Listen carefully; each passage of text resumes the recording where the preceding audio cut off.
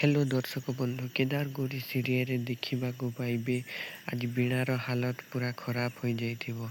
କାହିଁକି ନା ସେ ହଳଦିଆ ଶାଢ଼ୀଟି ପିନ୍ଧି ଦେଇଥିବ। ସେଥିପାଇଁ ସେ ଦେହ ସାରା ପୁରା ନାଲି ନାଲି ଦାଗ ହୋଇଯାଇଥିବ। ସେ ସବୁ ନାଲି ଦାଗ ଦେଖିକି ଘରର ସମସ୍ତ ଲୋକ ପୁରା ଆଶ୍ଚର୍ଯ୍ୟ ହେଉଥିବେ। ଏମିତି କ'ଣ ହେଲା? ତାପରେ ଗୌରୀ କହିବେ ଏ ଶାଢ଼ୀଟି ହଳଦିଆ ଶାଢ଼ୀ ପିନ୍ଧିବା ଯୋଗୁଁ ହିଁ ଏମିତି ହୋଇଛି। ତାପରେ ବୀଣା ଆଶ୍ଚର୍ଯ୍ୟ ହୋଇଯିବେ। ତମେ ଯେମିତି ହେଲେ କର, ମୁଁ ଏ ଦାଗ ତ ପୁରା ମୋ ଦେହ ସାରା ଜଳୁଛି ଓ ମୁଁ ପୁରା ସହିପାରୁନି। ତାପରେ ପିୟୁଷ କହିବେ ଏ ଦାଗ ଯେ କାରଣରୁ ହେଇଛି ସେହି କାରଣରୁ ହିଁ ଯିବ। ଏ ଶାଢ଼ୀ ଗୁରୁଜୀ ଦେଇଛନ୍ତି, ଗୁରୁଜୀ ହିଁ ଜାଣିବେ।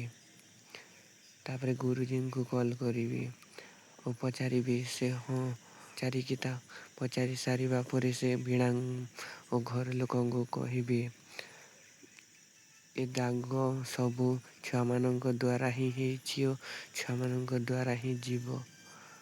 ତାପରେ ଆଗକୁ କ'ଣ ହେବ ଦେଖିବା ପାଇଁ ଆମ ଚ୍ୟାନେଲକୁ ସବସ୍କ୍ରାଇବ୍ କରନ୍ତୁ।